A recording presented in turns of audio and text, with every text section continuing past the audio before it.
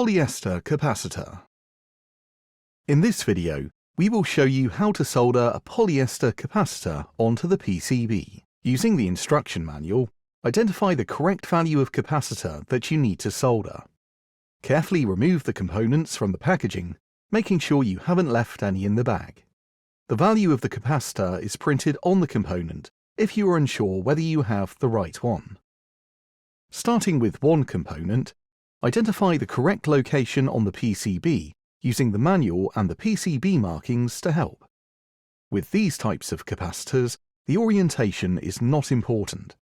They can be inserted either way around, but please note this is not the case for all capacitor types. Pull the capacitor through the board as far as it can go. Holding it in place, turn the board over and put a 45-degree bend in each leg to hold it in position. If this is tricky, you can also use blue tack. Be sure that the capacitor is straight on the PCB.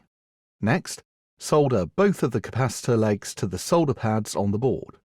Use the soldering video for more information if you need more help.